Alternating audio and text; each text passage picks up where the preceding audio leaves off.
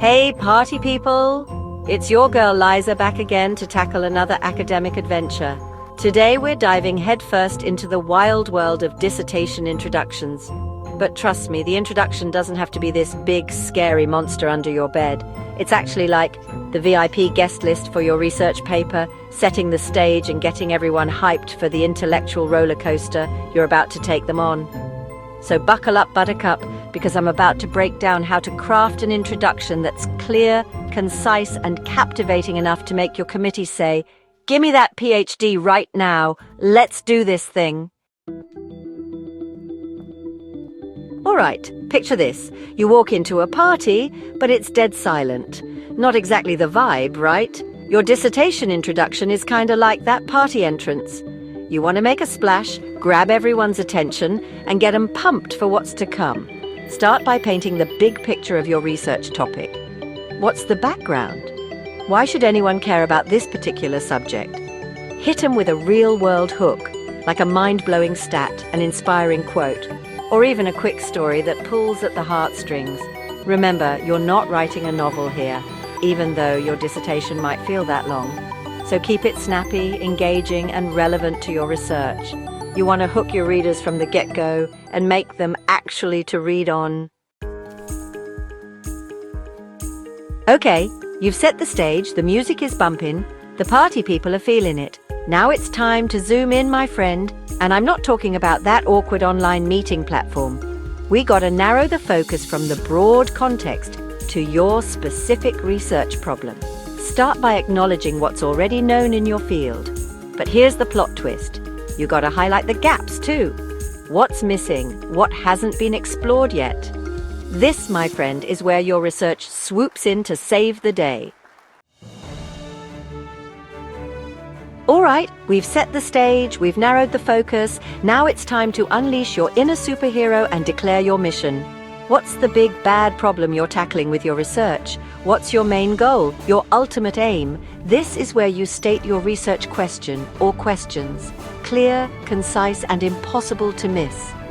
Think of them as laser beams shooting out of your eyes, cutting through the confusion and pinpointing exactly what you're investigating. Chapter 4. Justify your existence. I mean research. Okay, so you've got a killer research question, but why should anyone care? Why does this study matter in the grand scheme of things? Time to put on your persuasive hat and justify your research's existence. Think about it like this. You're pitching a new reality TV show. Why should the network invest in your idea? What makes it unique, important, and totally binge-worthy? Highlight the potential benefits of your research. Who will it help? How will it contribute to your field or even the world at large? Be confident, be passionate, but don't go overboard. Chapter 5. Roadmap to Success? No U-turns allowed. Congratulations, you've almost made it to the end of your introduction. Now it's time to give your readers a sneak peek of the journey ahead. Briefly outline the structure of your thesis. What will each chapter cover? What key themes or arguments will you be exploring? This roadmap not only helps orient your readers, but it also shows your committee that you have a clear plan and you're not just winging it. Chapter 6. Introduction fails. Avoid these epic disasters. Before we wrap up, let's talk about some common introduction pitfalls to avoid. These are like the academic equivalent of tripping on the red carpet. Not fatal, but definitely embarrassing. First up, don't go overboard with citations. You're just setting the stage here, not writing your entire literature review. Second, resist the urge to get too technical too soon. Remember, you're trying to engage your readers, not drown them in jargon. And lastly, don't forget to define your key terms if needed. You want everyone on the same page from the get-go. Congrats! You've mastered the art of introductions. Well, almost. And that, my friends, is how you craft a dissertation introduction that doesn't make people want to run for the hills.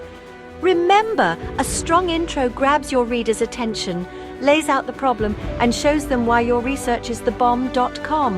And don't forget to like, subscribe, and hit that notification bell for more thesis writing tips and tricks. Until next time, stay curious, stay awesome, and keep slaying those academic goals.